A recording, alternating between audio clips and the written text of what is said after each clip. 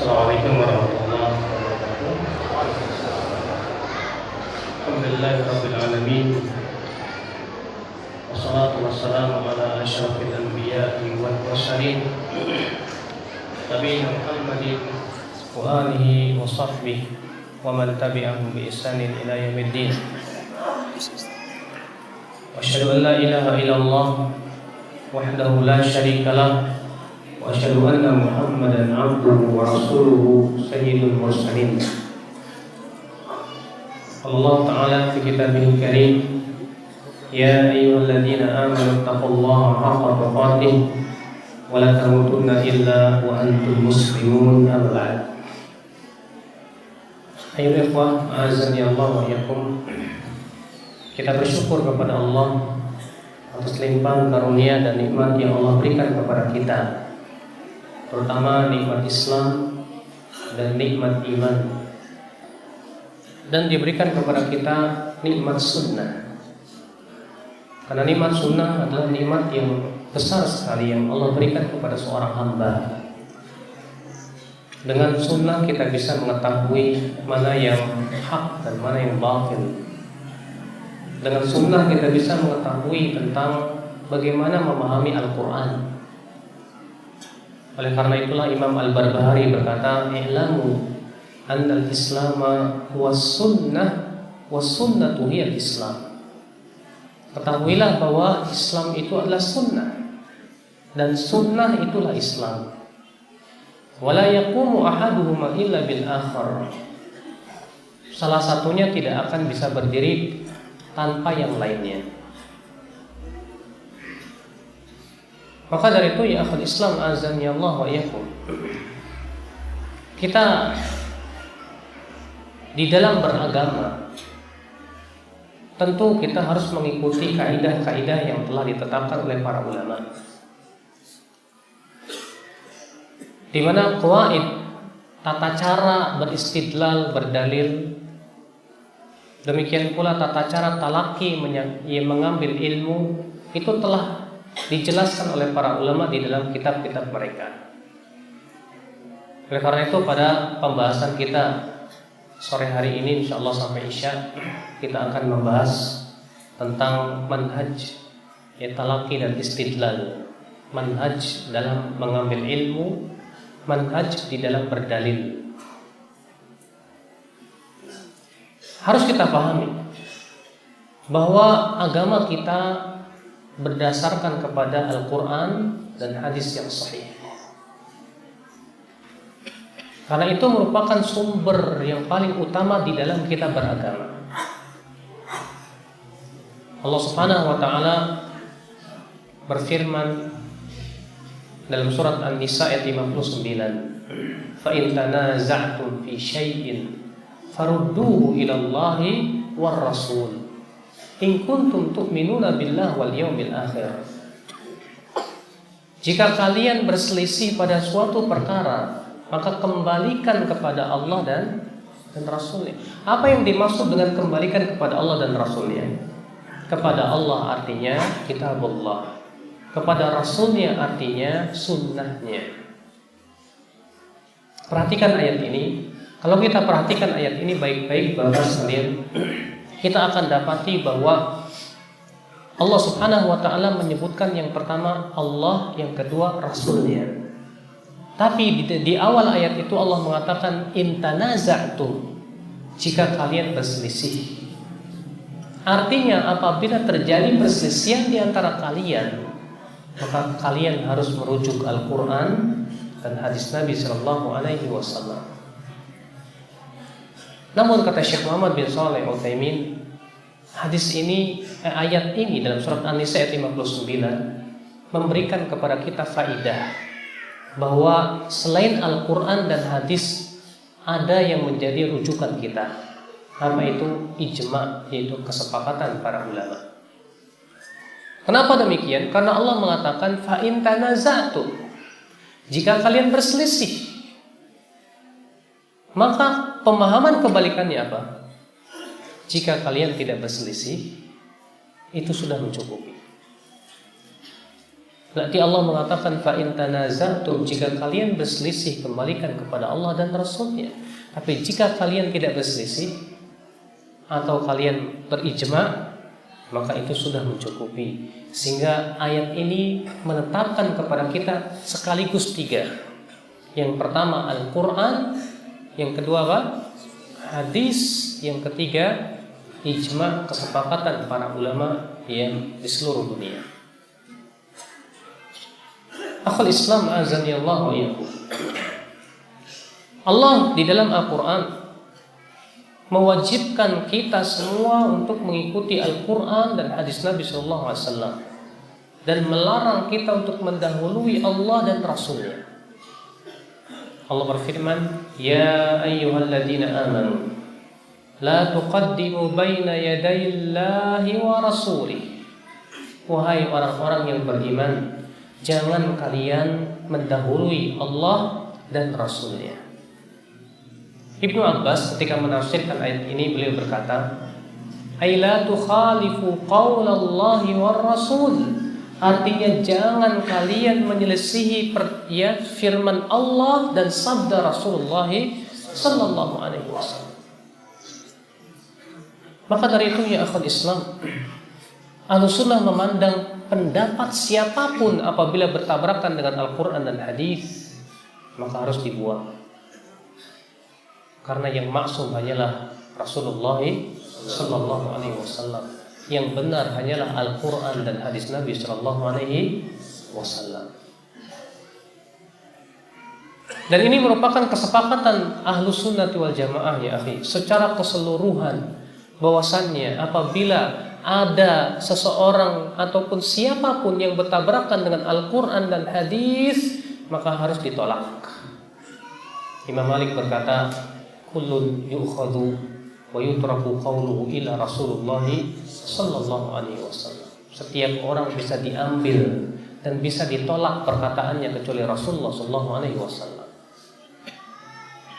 Imam Syafi'i rahimahullah berkata, idza wajadtum fi kitabi, kalau kalian mendapatkan dalam kitabku ini ma yukhalifu qaula Rasul, sesuatu yang bertabrakan dengan sabda Rasulullah sallallahu alaihi wasallam, fal qawlu ma qalahu Rasul fala tuqalliduni.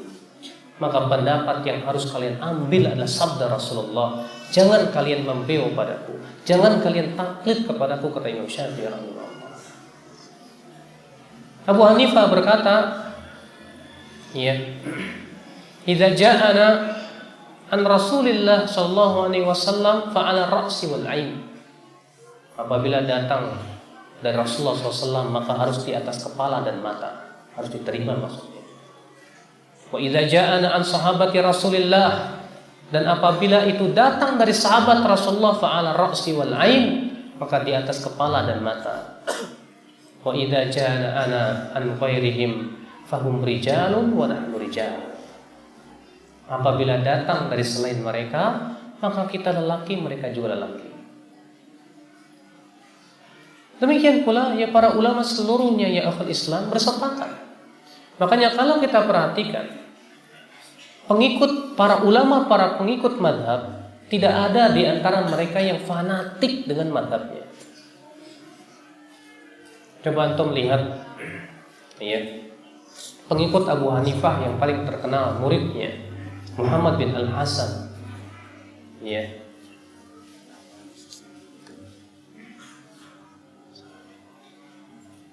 Demikian pula Abu Yusuf. Ketika Abu Yusuf berdialog dengan Imam Malik, ya, rahimahullah,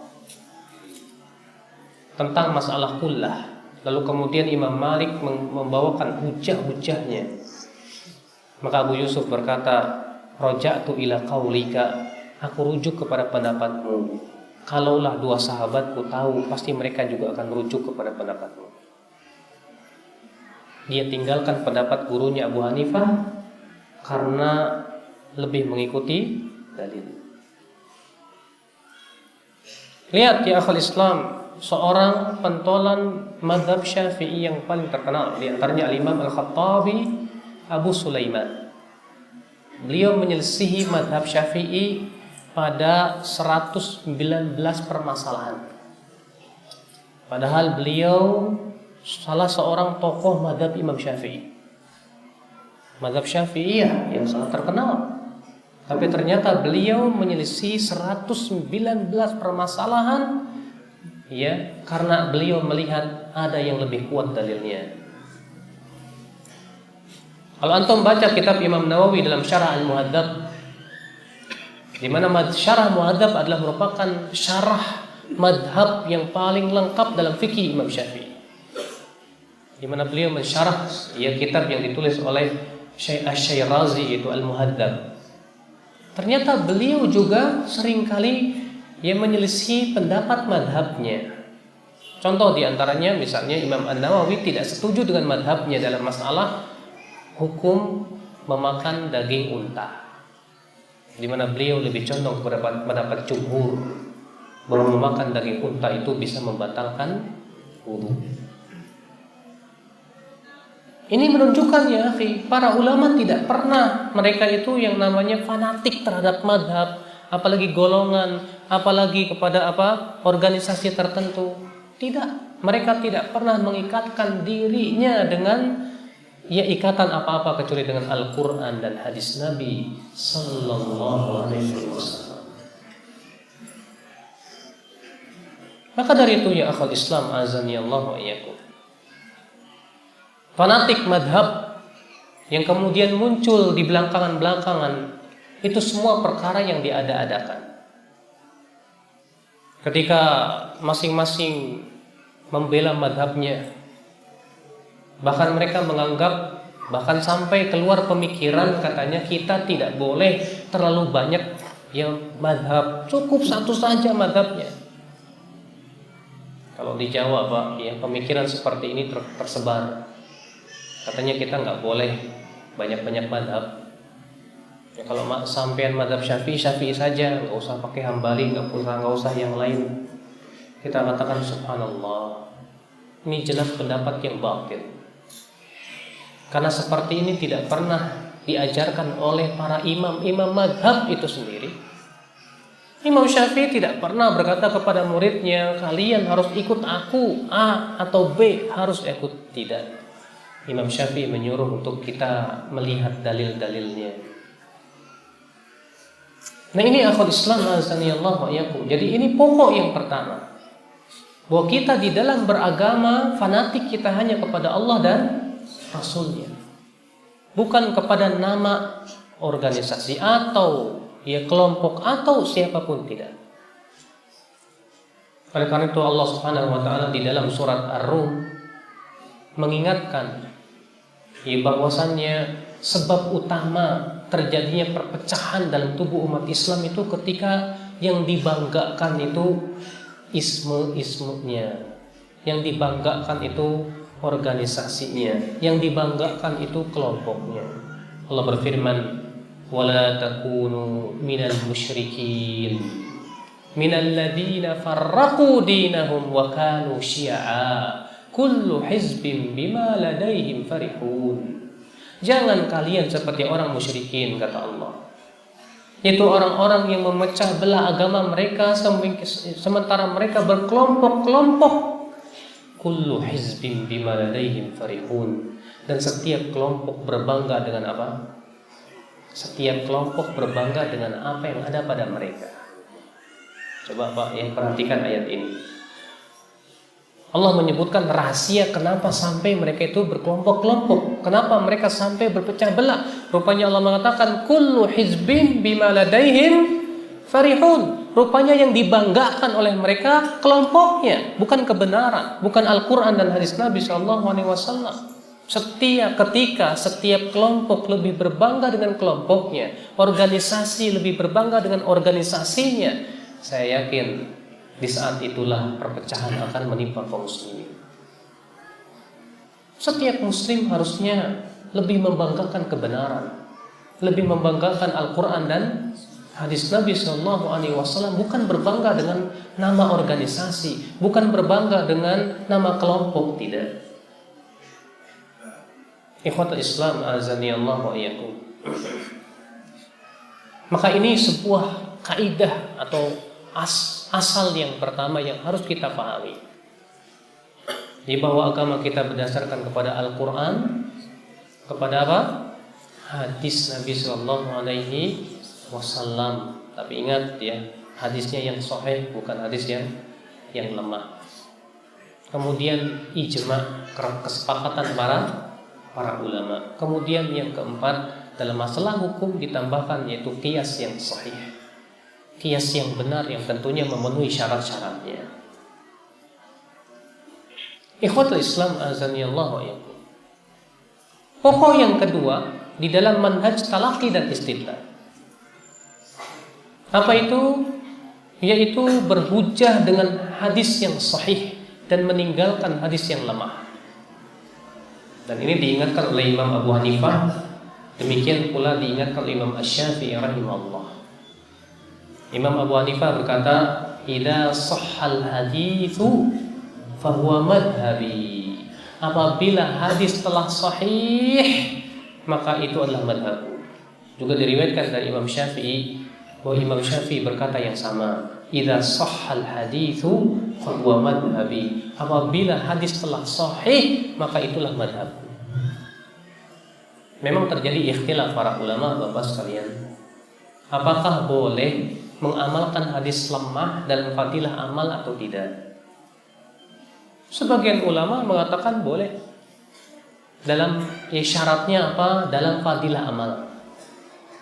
Alasannya apa? Ihtiyat, kehati-hatian katanya. Tapi sebetulnya Pak, kalau kita perhatikan, pendapat yang kuat adalah pendapat Imam Bukhari dan Muslim. Dan ini pendapat yang dibela oleh Abu Bakar Ibn Arabi, bahwasannya hadis yang lemah tidak boleh dipakai dalam permasalahan apapun juga, termasuk padanya fadhailul a'mal. Kenapa demikian? Karena hadis yang lemah itu Pak, hanya menghasilkan keraguan. Bapak tahu sebuah hadis disebut hadis yang lemahnya ringan itu kapan? Apabila di dalam sanadnya ada seorang perawi yang disebut oleh para ulama dengan sayyi'ul hifdz, buruk hafalan. Kapan seorang perawi disebut buruk hafalannya? Kata Al-Hafidz Ibnu Hajar, sayyi'ul hifdz itu idza lam yatarajjah janibu isabatihi ala janibi khata'i.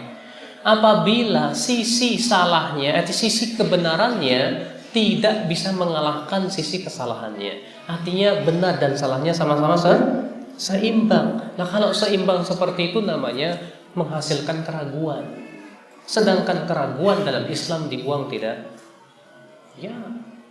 Bukankah Rasulullah SAW "Da' ma yaribuka ila ma la yaribuk." Tinggalkan apa yang meragukan kepada apa yang tidak meragukan. Nah, ini pokok yang kedua.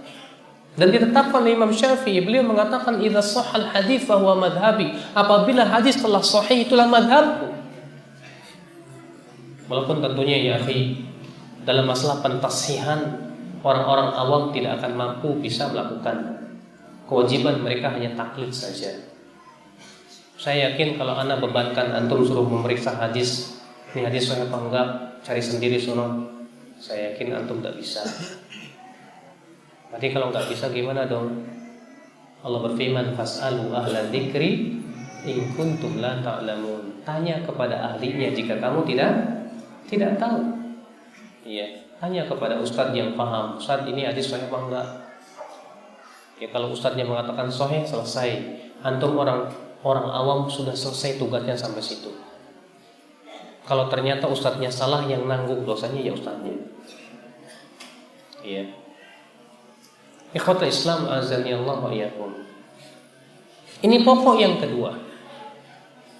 Bahwa kita ya di dalam berdalil dengan hadis harus disyaratkan padanya hadis tersebut sahih atau hasan. Adapun kalau hadis itu lemah, apalagi kalau ternyata sangat lemah, apalagi kalau ternyata palsu, maka tidak boleh kita amalkan. Bahkan Imam Nawawi rahimahullah memandang mengamalkan hadis palsu itu termasuk bid'ah dalam agama. Ketika beliau ditanya tentang dua sholat, yang pertama sholat raghaib, yang kedua sholat nisfu Sya'ban.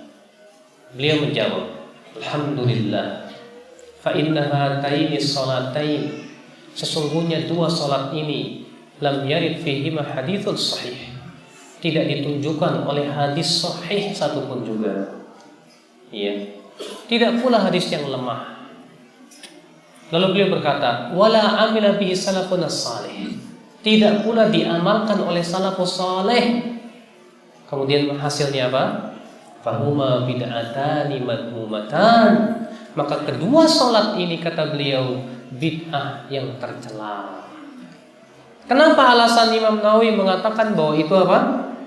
Bid'ah yang tercela. Pertama, hadisnya tidak sahih, bahkan tidak pula lemah, berarti hadisnya palsu. Yang kedua, tidak diamalkan oleh salafus saleh. Siapa salafus saleh yang dimaksud di sini? Sahabat, tabi'in dan tabi'in. Maka atas dasar ini Imam Nawawi mengatakan bahwa salat raghaib dan salat nisfu Sya'ban adalah bid'ah yang tercela. Di sini subhanallah Imam Nawawi mengajarkan kepada kita tentang tata cara beragama. Bahwa kita penting, Pak, sebelum mengamalkan suatu hadis untuk memeriksa dulu hadis itu sahih atau tidak. Abdullah bin Mubarak pernah tersesat di jalan. Kemudian apa? Ya, sampai kepada beliau sebuah hadis, apabila kalau kamu tersesat di jalan, maka hendaklah kamu menyeru apa? Wahai hamba-hamba Allah, a'inuni, bantu aku, niscaya ia akan dibantu. Maka kemudian Abdullah bin Mubarak sibuk nyari di buku sanad hadis tersebut sahih apa tidak. Ini menunjukkan Pak, kita di dalam mengamalkan hadis jangan sembarangan. Kadang di zaman sekarang ini Pak ya, berseliweran hadis-hadis lewat SMS, lewat email, lewat BBM, WhatsApp. Yang ternyata kalau kita perhatikan hadis-hadisnya itu subhanallah ya, tidak ada dalam kitab-kitab ulama. Sering ya, kalau di Jawa itu sering ada SMS terutama sebelum bulan Ramadan. Hadis ya, isinya begini, bahwa Rasulullah naik mimbar, kemudian tiba-tiba Rasulullah mengucapkan amin 3 kali. Lalu para sahabat bertanya, wahai Rasulullah, apa yang kau aminkan? Kata Rasulullah, tadi Jibril berkata, wahai Muhammad, katakan amin, semoga diabaikan puasa orang yang sebelum Ramadan tidak minta maaf dulu kepada bapaknya, kepada istrinya, kepada anaknya, katanya. Subhanallah. Saya berusaha cari dalam kitab-kitab hadis, tidak ada lafaz seperti itu, Pak. Adanya lafaz hadis, malaikat Jibril berkata, wahai Muhammad, katakan amin, semoga terhina orang yang masuk bulan Ramadan kemudian keluar dari bulan Ramadan dalam keadaan tidak diampuni. Kata Rasulullah, amin. Semoga terhina orang yang mendapatkan kedua orang tuanya yang sudah tua atau salah satunya ternyata tidak memasukkannya ke surga. Katakan amin. Kata Rasulullah, amin.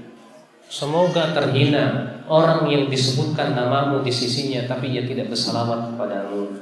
Katakan amin. Kata Rasulullah, amin. Ini lafaz yang benar, Pak. Adapun hadis yang tadi ya, katanya malaikat Jibril berkata, hai Muhammad, berdoalah kepada Allah, abaikan puasa umatku yang sebelum Ramadan itu minta maaf dulu. Ya subhanallah. Ternyata Pak, hadis ini hanya tersebar di Indonesia saja, Pak. Kayaknya sih murni buatan orang Indonesia. Ya, murni made Indonesia. Betul, subhanallah. Sampai ada lagi orang nyebarin hadis, siapa yang berpuasa tanggal 1 bulan Rajab, maka seakan-akan ia berpuasa 2 tahun. Siapa yang berpuasa tanggal 2-nya, seakan-akan ia berpuasa sekian tahun. Di akhirnya dia tambahin, siapa yang menyebarkan SMS ini, seakan-akan ia berpuasa 80 tahun. Emang di zaman Rasulullah SMS apa ya? Luar biasa Pak ya. Orang berani berdusta atas nama Rasulullah sallallahu alaihi wasallam. Padahal Rasulullah tegas mengatakan, "Man kadzaba alayya muta'ammidan falyatabawwa maq'adahu minan nar." Barang siapa yang berdusta atas namaku, hendaklah ia mempersiapkan tempat duduknya di mana? Dalam api neraka. Ibnu Hibban ketika dia menyebutkan hadis, "Man haddatsa anni bihaditsin yura annahu kadibun fahuwa ahadul kadibin atau kadibain." Barang siapa yang menyampaikan hadis dariku yang masih diperkirakan itu dusta, maka ia termasuk salah satu dari orang yang berdusta. Ya, salah satu dari dua orang yang berdusta. Kata Ibnu Hibban ya, ketika menyebutkan hadis tersebut, beliau memberikan bab man syakka fi riwayatihi. Orang yang ragu dalam meriwayatkan hadis, apakah itu hadis sahih atau hadis lemah, tapi ia sampaikan juga, maka ia masuk dalam ancaman hadis tersebut.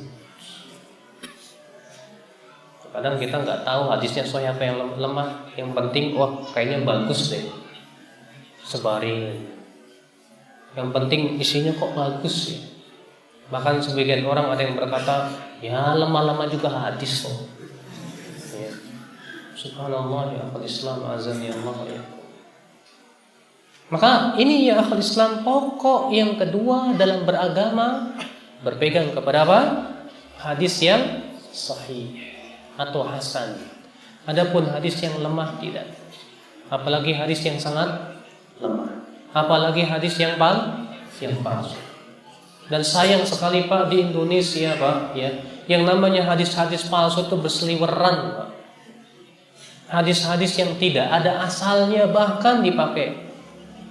Berapa banyak ibadah kaum muslimin yang diwarnai oleh hadis-hadis palsu dan hadis-hadis yang tidak ada asalnya sama sekali. Hadis-hadis yang sangat lemah pun diamalkan oleh kaum muslimin di Indonesia. Kenapa? Saking ketidaktahuan mereka. Kenapa? Karena ternyata yang seringkali menjadi rujukan-rujukan buku yang dipelajari itu ternyata gudangnya hadis palsu. Gudangnya hadis yang tidak ada asalnya. Banyak sekali contohnya.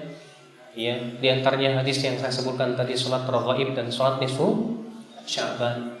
Di antaranya kaum muslimin ya seringkali membawakan hadis, terutama ini orang-orang yang aktivisnya katanya ikhtilafu ummati rahmah.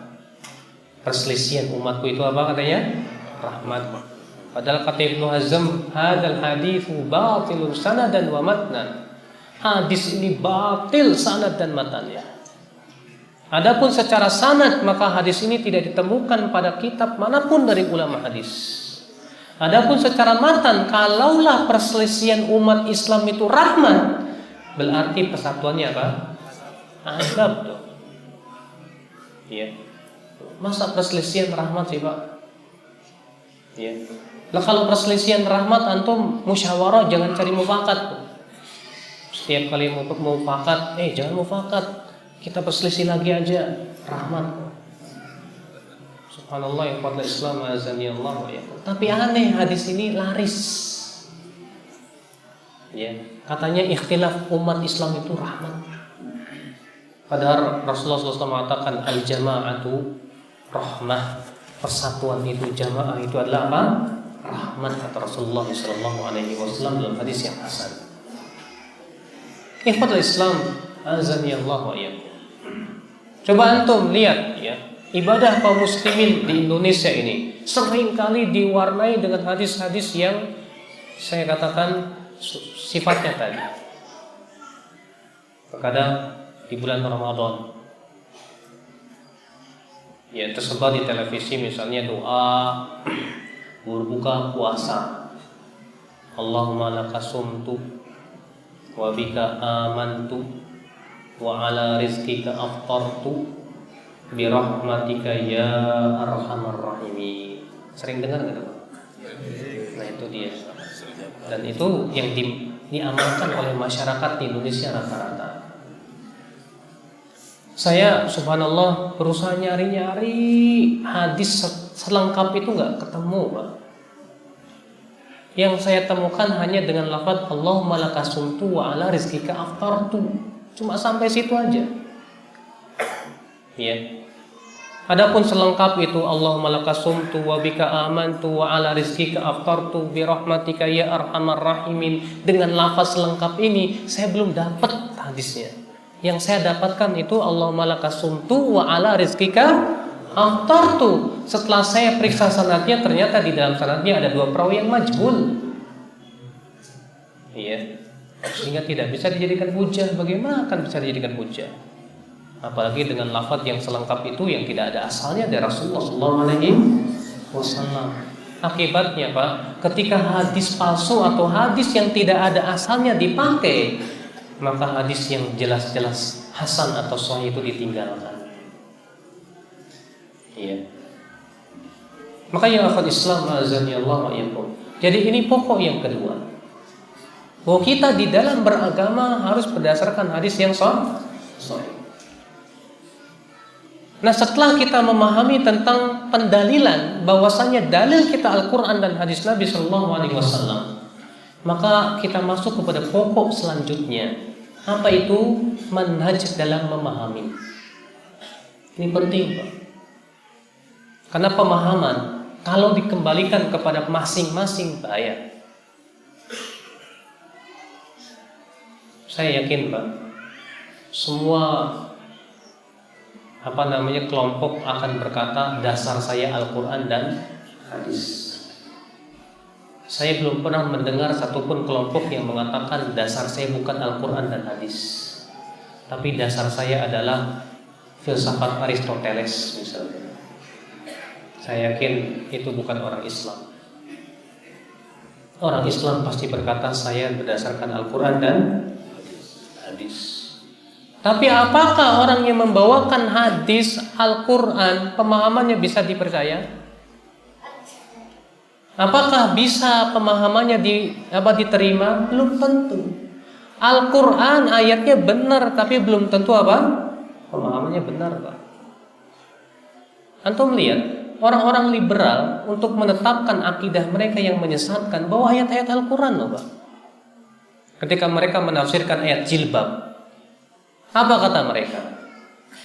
Jilbab itu maknanya harus disesuaikan dengan uruf. Jadi katanya pakaian setiap adat itu berbeda-beda. Nah, kalau misalnya seperti itu keadaannya, urufnya orang-orang asmat gimana itu? Berarti jilbabnya mereka koteka. Lalu bagaimana dengan mereka yang ada pedalaman Kalimantan yang bugil, yang nggak berpakaian sama sekali? Fala ilaha illallah. Penafsiran siapa seperti ini? Tidak ditafsirkan oleh Rasulullah seperti itu, tidak juga para sahabat, tidak juga para tabi'in. Ketika orang-orang liberal mengatakan katanya semua agama sama, apa yang terjadi? Mereka membawakan ayat yang seakan-akan menunjukkan bahwa semua agama sama.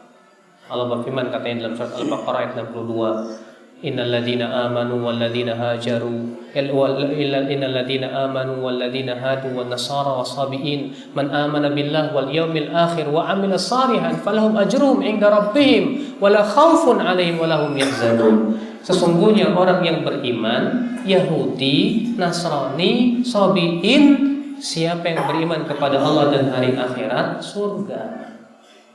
Kata dia apa? Ayat ini menunjukkan semua agama sama. Karena Allah mengatakan orang beriman, Yahudi, Nasrani, Sabi itu. Yang penting beriman kepada Allah dan hari akhirat, surga. Dikemanakan ayat-ayat yang jelas-jelas mengkafirkan Yahudi dan Nasrani? Di mana Allah berfirman, laqad kafara alladziina qalu innallaha thalithu tsalatsah. Sungguh telah kafir orang yang mengatakan Allah itu 3 dari yang 3. Dikemanakan ayat itu? Dikemanakan ayat yang hadis Rasulullah bersabda, ya la yasma'u bi yahudiyyun wala nasraniyyun. Tidaklah Yahudi, tidak pula Nasrani mendengar tentang ajaranku. Tsumma lam yu'min bima ji'tu bih illa kana min ashabin nar. Kemudian ia tidak beriman kepada ajaranku kecuali pasti ia masuk ke dalam api neraka. Dikemanakan hadis-hadis ini? Nah, inilah fenomena namanya menafsirkan Al-Quran sesuai dengan otak sendiri. Makanya dalam memahami Al-Quran dan hadis, rujukan kita harus jelas. Ya. Bagaimana memahami Al-Quran dan hadis, Pak? Pertama, dalil itu saling menafsirkan satu sama lainnya. Terkadang dalam satu tempat dalil itu bersifat global, tapi dalam tempat lain dalil itu bersifat apa? Terperinci, menjelaskan tentang makna daripada dalil tersebut. Sehingga dari situ kita bisa memahami, mengetahui tentang apa yang dimaksud oleh hadis tersebut. Sebuah contoh misalnya, di Indonesia banyak orang-orang yang membaiat imam, jamaah, kelompok-kelompok. Dalilnya apa? Hadis man mata walaysa fi unuqi bai'ah mata mitatan jahiliyah. Siapa yang meninggal dalam keadaan tidak berbaiat, maka matinya bangkai jahiliyah. Apa yang terjadi, Pak, di Indonesia? Berapa banyak kelompok yang dibaiat, Pak? Iya. Yang ini membaiat imamnya, yang ini membaiat imamnya, yang itu membaiat imamnya. Masing-masing mengklaim bahwasanya kelompok itu yang dimaksud oleh hadis tersebut. Bahkan semasing-masing mengkafirkan mereka yang tidak mau baiat kepada kemana? Kepada imamnya. Di tempat saya di sana di Cilengsi ada kelompok baiat, ya, namanya Jamaah Muslimin. Katanya orang Islam yang tidak baiat kepada imamnya kafir, matinya mati bangkai jahiliyah. Antum semua yang ada di Lombok kalau nggak datang ke Cilengsi baiat kafir. Musibah, no? Apa seperti itu makna hadis? Padahal kalau kita kumpulkan seluruh hadis-hadis, tidak seperti itu yang dimaksud oleh Rasulullah SAW. Kalau kita perhatikan contoh, Imam Bukhari meriwayatkan hadis dengan lafaz man kharaja ala sultani shibran famata famitatun jahiliyah. Siapa yang membangkang atau keluar dari penguasa sultan satu jengkal saja, lalu ia mati, maka matinya bangkai jahiliyah. Di sini Rasulullah tegas mengatakan bahwa yang dimaksud dengan orang yang dibaiat itu sultan. Siapa itu sultan? Sultan itu artinya penguasa. Disebut sultan kapan? Kalau dia punya sayyidarah, wilayah kekuasaan. Itu disebut dengan sultan. Nah sekarang, Pak, ya ketika mereka membawakan hadis tersebut, kita bawakan hadis yang lain. Baik, Anda bawakan hadis itu sahih. Bagaimana Anda bisa menjawab hadis ini? Idza buyi al khalifatan, apabila ada dua khalifah dibaiat, maka bunuh salah satunya. Ini yang dibaiat banyak banget. Siapa duluan yang harus dibunuh? Iya. Makanya Imam Ahmad bin Hanbal pernah ditanya dalam riwayat Al-Muhanna tentang hadis man mata walaysa lahu imanun mata mitatan jahiliyah. Siapa yang meninggal dalam keadaan tidak punya imam, maka matinya bangkai jahiliyah. Apa kata Imam Ahmad? Atadrimal imam? Kamu tahu tidak siapa imam itu? Huwa an yaqula kullu muslim hada imam. Yaitu setiap muslim mengatakan ini imam. Antum tanya dari Sabang sampai Merauke siapa pemimpin di Indonesia? Itu baru disebut imam. Bukan imam kelompok-kelompok tertentu, bukan, Pak. Ya. Itu yang dipahami oleh para ulama. Makanya di sini, Pak, ya, dalam manhaj memahami Al-Qur'an dan hadis, penting untuk kita melihat dalil-dalil, ya. Bukan melihat satu dalil buang dalil yang lainnya, bukan seperti itu caranya. Ya. Ikhwata Islam azanillahu wa iyyakum. Kemudian yang kedua kata para ulama, penting kita merujuk pemahaman para sahabat Rasulullah SAW. Ini penting. Dan ini menjadi kesepakatan seluruh ulama. Adapun ya, kenapa kita disuruh rujuk kepada pemahaman sahabat? Ini berdasarkan Al-Quran, hadis, pendapat dan kesepakatan sahabat, demikian pula kesepakatan para ulama dari zaman ke zaman. Adapun Al-Quran, Allah berfirman dalam surat At-Taubah 100, "Was-sabiquna al-awwaluna minal muhajirin wal ansar wal ladzina tabauhum bi ihsan radhiyallahu anhum." Was-sabiquna al-awwalun, dan orang-orang yang pertama kali masuk Islam dari kalangan muhajirin dan ansar, dan orang-orang yang mengikuti mereka. Mengikuti mereka siapa? Mereka di sini siapa? Para sahabat. Lihat Allah mengatakan as-sabiqunal awwalun, dan orang-orang yang pertama kali masuk Islam dari kalangan muhajirin dan ansar, dan orang-orang yang mengikuti mereka. Mereka di sini siapa? Sahabat. Apa yang terjadi? Radhiyallahu anhum. Allah ridho kepada mereka, dan mereka pun ridho kepada Allah Subhanahu wa taala. Di sini Allah menyatakan keridhaan kepada siapa saja yang mengikuti pemahaman para sahabat Rasulullah sallallahu alaihi wasallam. Allah juga berfirman dalam surat Al-Baqarah, "Fa in amanu bimithli ma amantum bihi faqad ihtadaw." Jika mereka beriman dengan seperti apa yang kalian imani. Kalian di sini yang pertama kali kena siapa? Sahabat, karena ayat itu turun kepada siapa? Para sahabat. Kata Allah apa? Fa in amanu, jika mereka beriman, bimithli ma amantum bi, dengan seperti apa yang kalian imani, faqad ihtadaw, niscaya mereka mendapatkan hidayah. Fa in tawallau, tapi jika mereka berpaling, fa innamahum fi syiqaq, maka mereka pasti di dalam perselisihan.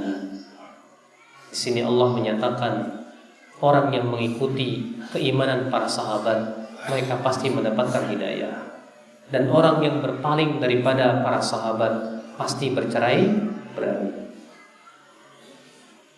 Adapun dalam hadis Nabi SAW banyak sekali. Di antaranya hadis yang dikeluarkan Imam At-Tahawi dalam kitab Syarah Mushkilil Athar dengan sanad yang sahih. Apa kata Rasulullah? Innaha satakunu fitan, sesungguhnya nanti akan muncul fitnah. Lalu para sahabat bertanya, "Famada nasna'u ya Rasulullah?" Apa yang harus kami lakukan wahai Rasulullah kalau ada fitnah? Apa kata Rasulullah? Dengarkan ini. Tarji'una ila amrikumul awwal. Hendaklah kalian kembali kepada urusan kalian yang pertama. Lihat, Rasulullah mengabarkan nanti akan muncul fitnah. Ketika ditanya apa yang harus kami lakukan, apa kata Rasulullah? Hendaklah kalian kembali kepada apa? Urusan kalian yang pertama. Siapa kalau bukan sahabat Rasulullah sallallahu alaihi wasallam? Itu urusan yang pertama, generasi yang pertama. Ya. Rasulullah SAW juga bersabda, "Khairun nasi qarni, thumma alladhina yalunahum, thumma alladhina yalunahum." Sebaik-baiknya manusia itu generasiku, kemudian setelahnya, kemudian setelahnya. Sudah masuk isya, Pak? Masih. Sebaik-baiknya manusia generasiku. Siapa itu generasi Rasulullah? Sahabat. Kemudian setelahnya siapa itu? Kemudian setelahnya siapa itu? Tabi'un tabi'in, 3 generasi yang Rasulullah saksikan akan kemuliaannya. Sebaik-baiknya dalam masalah apa? Karena Rasulullah mengatakan sebaik-baiknya manusia. Baik, sebaik-baiknya dalam masalah apa? Ya. Saya yakin sebaik-baiknya tentunya dalam agama. Sebaik-baiknya di dalam pemahaman.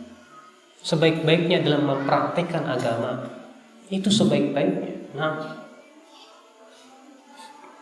kemudian akhwat Islam, para sahabat juga semua menyuruh generasi setelahnya untuk mengikuti sahabat.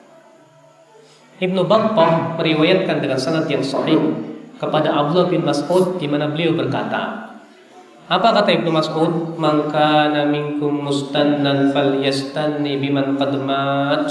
Ulaika ashabu Rasulillah sallallahu alaihi wasallam. fa innahum abarrun nasi quluban wa a'maquhum ilman wa aqalluhum takallufa.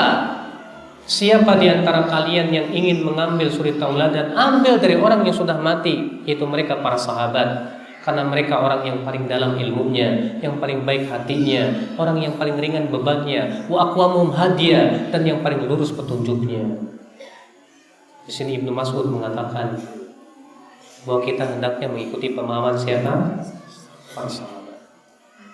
Ibnu Abbas ketika berdialog dengan orang-orang Khawarij, waktu itu Ibnu Abbas datang kepada orang-orang Khawarij yang sedang berkumpul di Harura. Kemudian Ibnu Abbas berkata, Assalamualaikum. Tapi mereka tidak mau membalas salamnya Ibnu Abbas karena mereka menganggap Ibnu Abbas kafir. Apa kata mereka? Marhaban bibni ammi Rasulillah. Selamat datang wahai paman, anak paman Rasulullah. Ma ji'ta bih. Ada apa kamu datang kemari?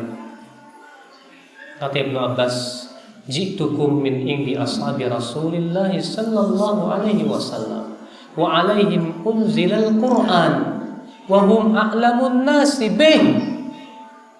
Ya, aku datang dari sisi sahabat Rasulullah sallallahu alaihi wasallam, kepada merekalah Al-Qur'an turun dan merekalah yang paling paham tentang Al-Qur'an dari kalian. Dan aku tidak melihat di antara kalian ada yang menjadi sahabat Rasulullah sallallahu alaihi wasallam. Lihat Ibnu Abbas berdalil dengan pemahaman para sahabat. Hudzaifah bin Yaman berkata, "Kullu ibadatin lam yata'abbadha ashabu Rasulillah sallallahu alaihi wasallam fala tata'abbaduha." Setiap ibadah yang tidak dilakukan oleh para sahabat jangan kalian lakukan. Lihat Hudzaifah berujar dengan pendapat sahabat. Imam yang empat, Imam Malik, Imam Abu Hanifah, Imam Syafi'i, Imam Ahmad, bahkan madhab yang kelima apa? Madhab Zahiri, semua sepakat untuk rujuk kepada pemahaman sahabat. Imam Malik berkata, lan yasluha amru hadhil ummah illa bima saluha bi awwaluha. Tidak akan beres umat Islam ini urusannya kecuali yang membereskan urusan generasi pertamanya. Siapa itu? Para sahabat. Abu Hanifah berkata, idza ja'ana an Rasulillah SAW fa'ala ra'si wal 'ain, wa idza ja'ana an sahabati Rasulillah SAW fa'ala ra'si wal 'ain. Apabila datang dari Rasulullah, maka harus di atas kepala dan mata harus diterima. Dan apabila datang dari sahabat Rasulullah, maka harus di atas kepala dan mata harus diterima. Subhanallah, lihat. Abu Hanifah mengatakan kalau datang dari Rasulullah harus diterima, dan kalau datang dari sahabat juga harus diterima. Apalagi Imam Syafi'i, Pak. Beliau yang paling kokoh menetapkan tentang madhab Syafi'i, para sahabat wajibnya berpegang kepada pemahaman para sahabat. Ketika beliau dalam riwayat Ar-Rabi' bin Sulaiman dan disebutkan oleh Ibnu Qayyim dalam kitab I'lamul Muwaqqi'in, ketika beliau memuji para sahabat, apa kata Imam Syafi'i? Wahum fauqana, dan para sahabat itu di atas kita. Kita di sini siapa? Bukan antum. Di sini maksudnya Imam Syafi'i. Kalau kita mah ilmunya nggak sampai segini Imam Syafi'i, Pak. Wahum fauqana, dan para sahabat itu di atas kita. Fi kulli ilmin wajtihadin wa wara'in wastimbatin. Ya. Pada setiap ilmu, pada setiap ijtihad, pada setiap wara', pada setiap istimbat, para sahabat di atas kita, kata Imam Syafi'i rahimahullah. Wa ara'uhum lana Ahmad, dan pendapat mereka lebih terpuji buat kita. Wa aula lana indana min ara'ina li anfusina, dan lebih layak kita ikuti dari pendapat kita sendiri. Siapa yang mengatakan itu? Imam Syafi'i rahimahullah. Beliau tegas mengatakan bahwa pendapat sahabat lebih terpuji, bahkan lebih layak kita ikuti daripada pendapat kita. Lalu beliau berkata, ya, apabila para sahabat bersepakat, maka itu hujah, kata beliau. Dan apabila ada seorang sahabat berpendapat dan tidak ada satupun sahabat lain yang menyelisihinya, fahuwa aidan hujjah, maka itu pun juga hujjah indana. Sampai begitu Imam Syafi'i rahimahullah dalam menetapkan pokok madhab beliau. Iya. Imam Ahmad demikian pula. Dalam kitab beliau yang masyhur yang berjudul Aslus Sunnah, apa kata Imam Ahmad bin Hanbal? Min usulis sunnati indana at-tamassuk bima kana alaihi ashabu Rasulillah sallallahu alaihi wasallam. Di antara pokok sunnah di sisi kami itu berpegang kepada apa yang dipegang oleh para sahabat Rasulullah sallallahu alaihi wasallam. Ibnu Hazm dalam kitab beliau Al-Ihkam memberikan pasal khusus mengenai keutamaan para sahabat dan wajibnya rujuk kepada pemahaman para sahabat. Iya. Makanya dari itu Al-Imam Al-Barbahari yang wafat pada tahun 327 Hijriah, dalam kitab beliau yang disebut dengan Syarhus Sunnah, apa kata beliau? I'lamu annal Islam huwa sunnah wa sunnatu hiyal Islam. Ketahuilah Islam itu adalah sunnah dan sunnah itu adalah Islam.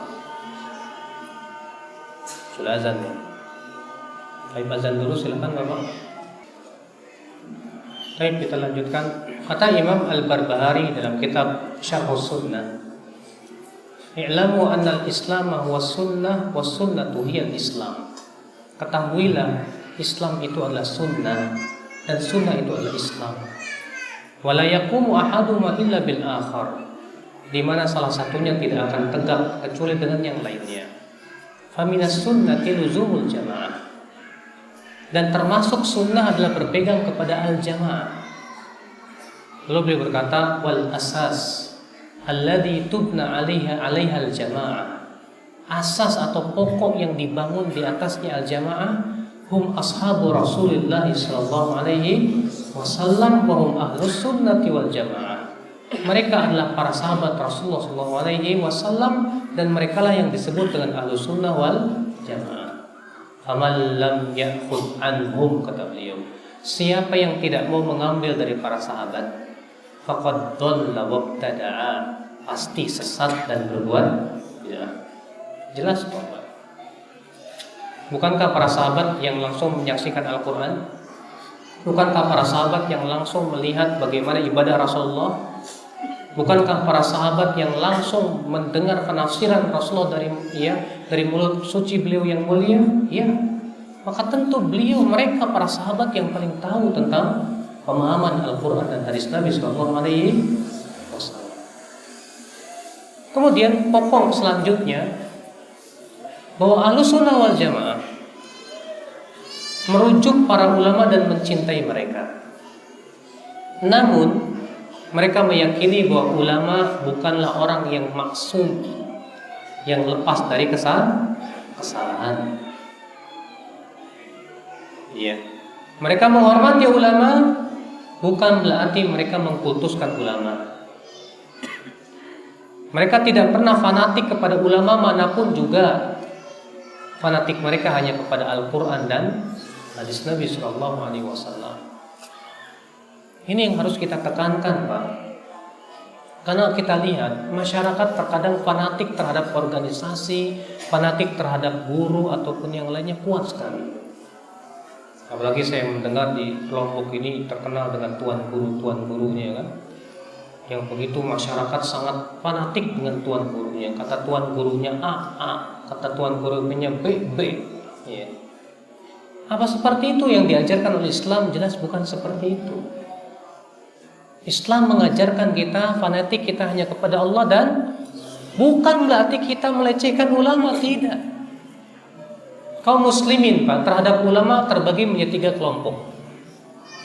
Kelompok yang pertama terlalu mengkultuskan ulama, seakan-akan ulama itu sejajar dengan Nabi.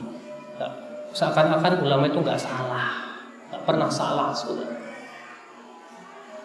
Ini juga jelas sesuatu yang tidak diperkenankan. Ada sebuah hadis yang dikeluarkan oleh Imam Baihaqi dan Al-Hakim dalam Mustadraknya, Baihaqi dalam Syu'abul Iman dengan sanad yang sahih dari hadis Abdullah bin Amr bin Al-As, di mana ia berkata, Inna min asyratis sa'ah, sesungguhnya di antara tanda hari kiamat, ya, an yurfa'al asyrar, dimuliakan orang yang buruk. Ya, wa yudha'al akhyar, akan dihina orang-orang yang saleh. Wa yadharal qaul, akan muncul ucapan kelihayan dalam berbicara. Wa yukhzanal amal, tapi amal dikunci. Wa yuqra fil qaumi bil mathna, dan akan dibacakan pada suatu kaum al-mathna, laisa minhum man yunkiruha wala man yughayyiruha. Ternyata tidak ada yang berani mengingkari atau merubahnya, tidak ada yang berani mengkritiknya. Lalu ditanyakan, mal mathna, apa itu al-mathna? Beliau menjawab, maktutiba siwa kitabillah, yang dijadikan panduan selain kitabullah. Lihat, Rasulullah mengabarkan di antara tanda hari kiamat nanti akan dibacakan al-mathna. Apa itu? Semua panduan-panduan selain kitab Allah. Ternyata tidak ada yang berani mengkritik, tidak ada yang berani merubah. Seakan-akan itu sebuah kebenaran yang harus diterima. Iya. Terkadang Pak, setiap kelompok mempunyai buku panduan yang harus diikuti oleh anggota-anggotanya dan tidak boleh diselisihi. Ini yang disebut dengan al-mathna, yang dijadikan panduan selain kitab Allah Subhanahu wa taala. Nah, ini yang pertama, Pak. Mereka terlalu berlebihan terhadap ulama. Yang kedua, mereka yang melecehkan ulama. Udah cukup Al-Qur'an dan hadis, enggak butuh kita pemahaman ulama. Saya juga bisa kok memahami. Seakan-akan dia bisa jajarkan dirinya dengan para ulama. Ini pun juga kesalahan. Emangnya antum mau mempelajari Al-Quran dan hadis sudah menguasai bahasa Arab, sudah menguasai usul fikih, sudah menguasai ilmu-ilmu alatnya? Ya akhi, untuk istimbat memahami Al-Quran dan hadis itu butuh ilmu alat, ya akhi. Ya. Makanya ketika Al-Hafidz Ibnu Hajar mengkritik orang-orang yang berijtihad padahal belum sampai kepada derajat ijtihad, belum menguasai ilmu-ilmu alatnya, apa kata beliau? Fa kaifa yatiru wa lam yurayish? Bagaimana burung itu akan terbang sementara bulunya saja belum tumbuh? Ya, kelepek-kelepek jatuh. Demikian pula bagaimana seseorang mau beristimbat sementara ia tidak memiliki ilmu-ilmu alat. Bahaya, Pak. Wah, langsung ambil bulugul maram, pahami sendiri. Iya. Wah, menurut saya, waduh, sudah menurut saya susah. Walau merujuk ulama, bagaimana pendapat ulama dalam hal ini. Tapi apa yang terjadi, Pak? Dia merasa ujub dan bangga seakan-akan dirinya sejajar dengan siapa? Ulama. Wah, kalau sudah seperti ini susah. Iya. Yang benar apa tengah-tengah? Kita butuh ulama. Kita membutuhkan ulama untuk memahami Al-Quran dan hadis. Tapi kita menganggap ulama bukan maksum. Kita lihat siapa ulama yang sesuai dengan Al-Quran dan hadis, kita ambil. Dan siapa yang tidak sesuai dengan Al-Quran dan hadis, kita tinggalkan. Bukan berarti kita tidak menghormati ulama tersebut. Makanya kata Syekhul Islam Ibnu Taimiyah ketika menetapkan permasalahan ini, beliau berkata, apabila para sahabat berselisih menjadi dua pendapat, maka tidak boleh kita membuat pendapat yang ketiga. Kalau para sahabat berselisih menjadi tiga pendapat, maka kita tidak boleh membuat pendapat yang keempat. Kenapa? Karena kalau kita membuat pendapat yang keempat, berarti kita sudah keluar dari ijma para sahabat. Di sini beliau menetapkan, penting sekali kita untuk merujuk pemahaman para ulama, terutama para ulama dari kalangan para sahabat Rasulullah sallallahu alaihi wasallam. Ya, bukankah Pak, ulama itu seperti bintang, dan fungsi bintang itu apa? Penunjuk jalan. Ya. Fungsi bintang itu seperti penunjuk jalan. Kalau kita mau pergi ke Mekah butuh kompas bintang itu. Kalau sudah sampai Mekah dan lihat Ka'bah udah nggak butuh lagi. Maksudnya kita butuh ulama untuk apa? Membimbing kita memahami Al-Quran dan hadis Nabi Sallallahu Alaihi Tapi kalau kita sudah dapat dalilnya jelas, maka kalau ada pendapat ulama yang bertabrakan dengan hadis ini, tidak bisa kita terima. Tidak bisa. Kenapa? Karena dalil harus kita dahulukan daripada pendapat siapapun juga. Makanya lihat Pak, para sahabat tidak pernah fanatik kepada Abu Bakar, kepada Umar, kepada Utsman, tidak. Ini dia Ibnu Abbas. Waktu itu Ibnu Abbas sedang menetapkan tentang wajibnya haji tamattu, bahwasanya haji tamattu itu yang harus dilakukan. Lalu Ibnu Abbas membawakan hadis-hadis Nabi SAW tentang haji tamattu. Jadi antaranya Rasulullah SAW bersabda, lawis taqbaltu min amri mastadbartu, ya walam masuktul hadiya wala ja'altuha umrah. Ya kalau aku masih ada kesempatan, sebetulnya aku tidak ingin membawa hewan haji. Aku ingin jadikan umroh saja. Maksudnya Rasulullah lebih memilih haji tamattu. Lalu ada hadirin berkata, wahai Ibnu Abbas, bukankah Abu Bakar dan Umar mereka lebih memilih haji ifrad? Apa kata Ibnu Abbas? Yushiku an tanzila alaikum hijaratun minas sama. Hampir-hampir batu turun kepada kalian dari langit. Aku sampaikan sabda Rasulullah, kalian malah menyampaikan perkataan Abu Bakar dan Umar. Apakah kalian kira Abu Bakar dan Umar sejajar dengan Rasulullah? Ibnu Umar ternyata pendapatnya sepakat dengan Ibnu Abbas tentang masalah haji tamattu. Ketika dikatakan kepada Ibnu Umar, tapi bapakmu Umar tidak setuju dengan Anda. Apa kata Ibnu Umar? Apakah bapakku yang harus lebih diikuti atau Rasulullah? Demikian para sahabat ya. Iya. Maka ini subhanallah sebuah manhaj yang agung. Maka ya akhi, kita dalam memahami agama jangan terlalu sempit, Pak. Hanya sebatas pada organisasi tertentu saja ataupun kelompok tertentu saja. Dunia ini enggak sesempit daun kelor, Pak. Ya. Ilmu agama ini luas sekali. Ya, rujukan kita Al-Quran dan hadis Nabi SAW. Dan para ulama telah mensyarah hadis-hadis dalam kitab-kitab mereka. Itu penting kita merujuk supaya kita betul-betul di atas pemahaman yang sahih. Wallahu a'lam.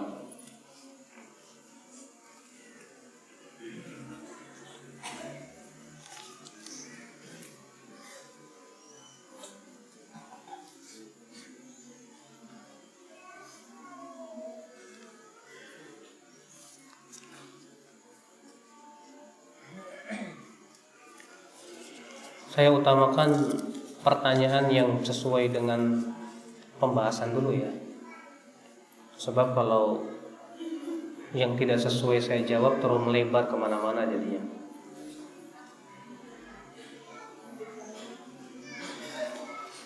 Sering di masyarakat kita dengar Ustadz, dalil mereka kebanyakan mengatakan bahwa tidak mungkinlah ulama mengajarkan kita ilmu yang salah dalam agama.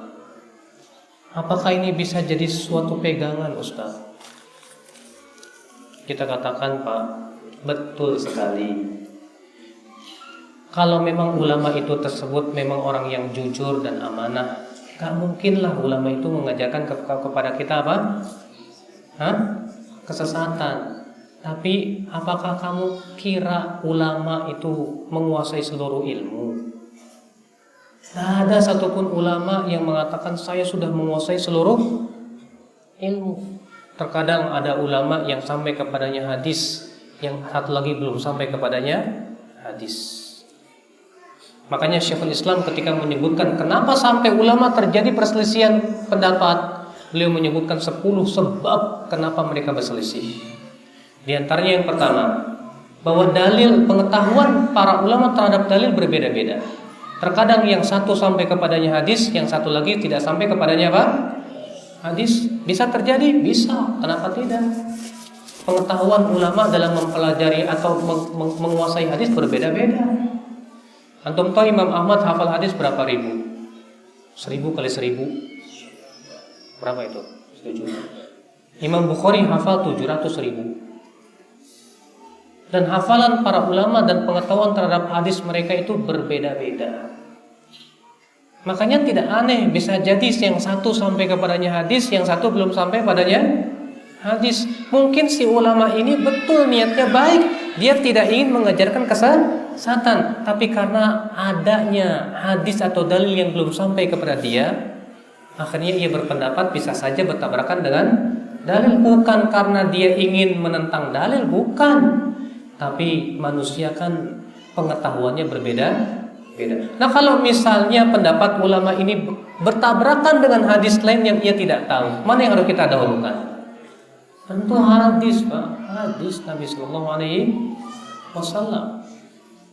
Nah sekarang, Pak, Al-Khattabi menyelisih pendapat Imam Syafi'i dalam 119 permasalahan. Apa pernah Al-Khattabi berkata, enggak mungkin Imam Syafi'i mengajarkan kesesatan, jadi saya ngikutin Imam Syafi'i aja lah? Nah, Al-Khattabi memandang ada pendapat lain yang lebih kuat karena didukung oleh dalil yang lebih kuat. Maka dari itu ya akhi, pendapat seperti ini, ya, perkataan seperti ini mengatakan gak mungkin lah ulama mengajarkan kita ilmu yang salah. Kita katakan, akhi, emangnya ulama antum itu maksum ya kayak Nabi, gak mungkin salah. Siapa? Ya ulama yang mengatakan bahwa dirinya gak pernah salah, kecuali Nabi Sallallahu Alaihi Wasallam. Imam Syafi'i saja tidak mengatakan saya tidak pernah salah saya. Tapi apa kata Imam Syafi'i? Kalau kalian dapatkan dalam kitabku yang bertabrakan dengan hadis, yang harus kalian ambil tuh hadis, buang pendapatku jauh-jauh. Itu kata Imam Syafi'i loh. Maka dari itu ya akhi, ya, jangan kita anggap ulama itu pasti benar atau maksum. Ulama itu suci dari kesalahan, enggak mungkin. Iya. Yang namanya ulama manusia biasa, bisa jadi benar, bisa jadi apa? Salah. Ya, para ulama pun juga pengetahuannya berbeda, bertingkat-tingkat. Maka kita lihat mana yang sesuai dengan dalil, itu yang kita ambil, dan mana yang tidak sesuai dengan dalil, itu yang kita tinggalkan. Iya. Apakah boleh menggali ilmu agama pada sembarangan ulama? Akhi, antum kalau belajar ilmu komputer sama orang yang nggak lulus kursus komputer, mau nggak? Mau kan? Kalau antum belajar ilmu kedokteran sama petani, mau nggak? Nggak mau kan? Lah masalah dunia saja antum nggak mau belajar sama orang yang nggak ahli. Masa masalah agama kita maunya belajar sembarangan orang? Nggak bisa, mas. Kalau cuma pintar ngomong semua bisa. Anak kecil pun bisa ikut pildacil, Pak. Iya. Makanya Pak, dalam menuntut ilmu agama itu harus kepada siapa? Ahlinya. Makanya kata Imam Nawawi apa? Wala yanbaghi li talibil ilmi an yatluba illa mimman kamulat ahliyatu. Tidak layak bagi seorang penuntut ilmu untuk mengambil ilmu kecuali dari orang yang telah sempurna keahliannya. Sudah ahli, Pak. Kalau antum belajar hadis dari orang yang betul-betul ahli dalam ilmu hadis. Kalau antum belajar fikih, ya duduk kepada orang yang memang betul-betul ahli dalam ilmu fikih. Iya. Nah ini ya. Yang kedua, belajarlah dari ulama atau seorang ustadz yang memang akidah dan manhajnya lurus. Sebagaimana Ibnu Umar berkata, dinak fa inna ma huwa damuk wa lahmuk. Agamamu jagalah, ia adalah darah dan dagingmu. Khudh 'anil ladzina istaqamu wa la ta'khudh 'anil ladzina malu. Ambil dari orang yang lurus manhaj dan akidahnya, dan jangan kamu ambil dari orang yang menyimpang. Jangan diambil. Kalau ada orang berkata, tapi kan Ustadz nuntut ilmu sama siapa saja. Ya, bahkan Ali bin Abi Thalib berkata, ya, lihat kepada yang ia ucapkan dan jangan kamu lihat kepada siapa yang mengucapkan. Kaidah menerima kebenaran, menerima nasihat beda dengan kaidah duduk bersimpuh menuntut ilmu. Kalau kita dinasihatin oleh maling, kamu jangan maling ya, terima. Kalau ada setan datang ke kita dan berkata, baca ayat kursi sebelum tidur ya, terima. Kenapa jelas itu merupakan kebenaran, ya tidak? Karena Abu Hurairah diperintahkan oleh Rasulullah untuk menjaga makanan zakat fitr.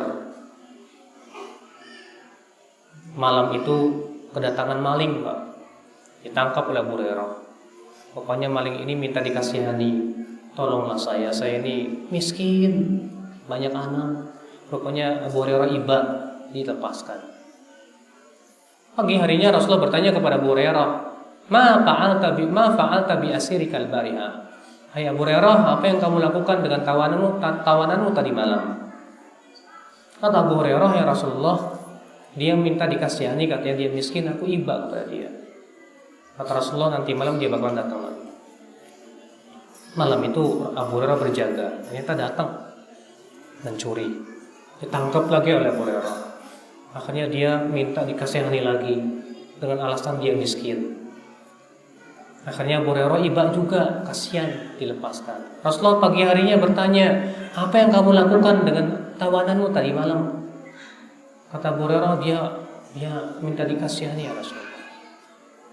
Kata Rasulullah, nanti malam bakalan datang lagi. Kali ini Abu Hurairah berniat tidak akan melepaskan. Malam itu dia berjaga, ternyata benar datang. Dipegang oleh Abu Hurairah.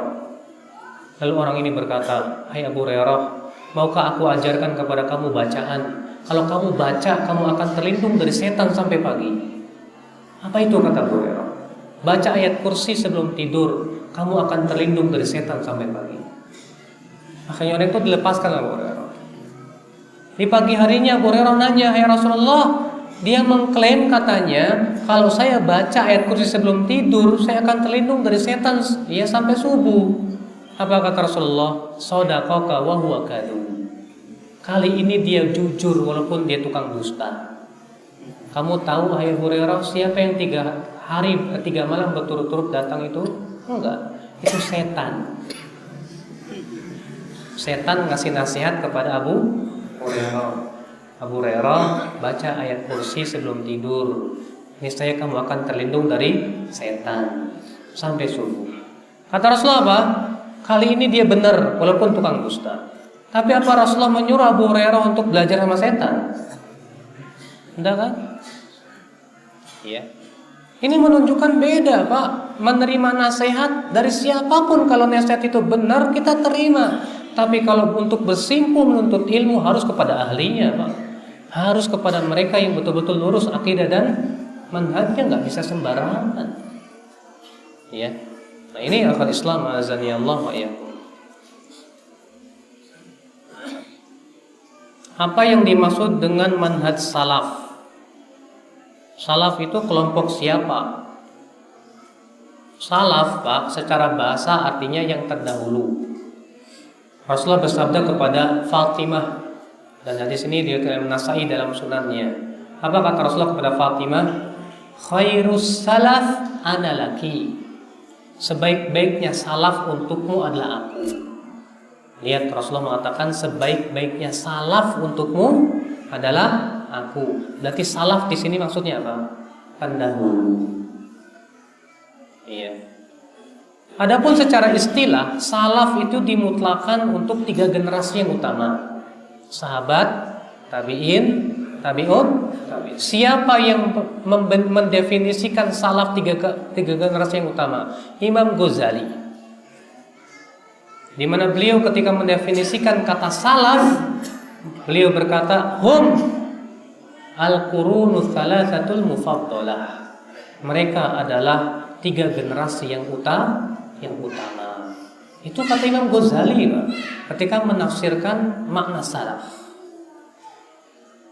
Demikian pula Imam Al-Baijuri dalam kitab Jauharut Tauhid. Ya. Beliau mengatakan salaf hum ashabu Rasulillah sallallahu alaihi wasallam. Mereka adalah para sahabat Rasulullah sallallahu alaihi wasallam. Jadi para ulama bersepakat makna salaf itu artinya generasi sahabat, tabi'in dan tabi'ut. Nah, sekarang kalau ada orang mengaku dirinya salafi, saya salafi, apa maksudnya dia?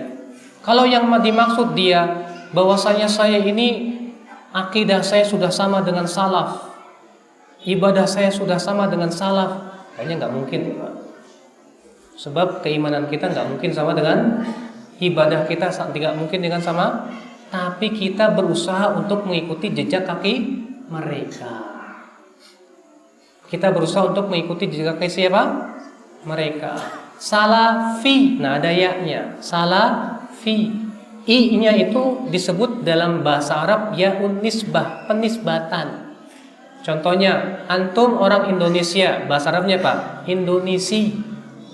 Antum orang Arab, Arabi. Antum pengikut salaf, saya nisbatkan diri saya kepada salaf, salafi. Nah sekarang menisbatkan diri kepada salaf boleh nggak Pak? Boleh. Ya boleh dong Pak. Iya.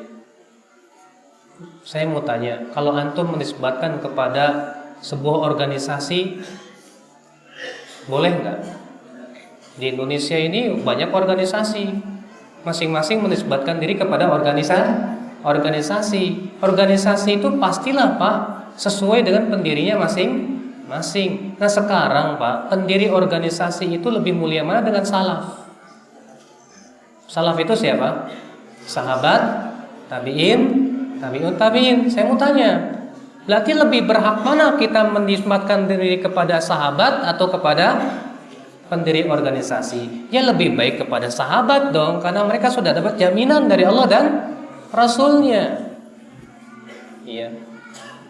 Tapi Pak, apakah setiap orang yang mengaku dirinya salafi pasti salaf? Akidahnya belum tentu. Tukang ngebom nomor 1 Indonesia ngaku dirinya salafi kok. Siapa itu? Imam Samudro. Dia mengaku dirinya salafi Pak. Bahkan yang mendukung pemikiran pemboman itu dari para teroris, ya, mereka mengaku dirinya juga salafi. Bahkan menurut mereka kita yang mengaku salafi itu salafi palsu, salafilih katanya. Ya, subhanallah. Ya kita katakan, akhi, sebagaimana seluruh kelompok pun mengaku dirinya Ahlussunnah wal Jamaah. Tapi apakah setiap orang yang mengaku dirinya Ahlussunnah disebut Ahlussunnah? Belum tentu. Orang Syiah mengaku dirinya Ahlussunnah nggak Pak? Mengaku. Tapi apakah dia disebut Ahlussunnah? Tidak bisa. Maka setiap orang yang mengatakan saya Ahlussunnah, tiba-tiba langsung kita katakan Ahlussunnah, belum tentu. Karena Ahlussunnah itu adalah akidah dan manhaj, bukan sebatas penamaan diri. Demikian pula Salafi sama dengan Ahlussunnah. Dia adalah akidah dan manhaj. Siapa mereka? Para sahabat, tabi'in, tabi'ut tabi'in. Siapa yang akidahnya sama dengan mereka, insyaallah dia sebagai pengikut salaf. Tapi siapa yang akidah mereka dan manhajnya tidak sama, walaupun dia ngaku-ngaku dirinya salafi, tetap tidak dianggap sebagai salafi. Tapi Pak, salafi di Indonesia ini seakan-akan namanya menakutkan, karena ya begitulah, ya, identik dengan terorisme dan yang lainnya. Allah musta'an wa la intiklan. Padahal lafaz salaf itu sudah diucapkan oleh para ulama terdahulu Pak. Imam Ad-Dhahabi ketika menyebutkan biografi Al-Imam Ad-Daraqutni, apa kata Imam Ad-Dhahabi? Lam yakhudir rajul fi ilmil kalam. Ad-Daraqutni tidak pernah ia mempelajari ilmu kalam. Bal kana salafiyan. Ia seorang salafi. Siapa itu? Imam Ad-Daraqutni. Siapa yang mengatakan? Imam Ad-Dhahabi dalam kitab beliau Syiar Alamin Nubala. Iya. Makanya kata salaf itu sudah diucapkan bahkan oleh para ulama tabi'in. Kata salaf itu sudah diucapkan oleh mereka. Nah ini akal Islam azani Allah wa ya.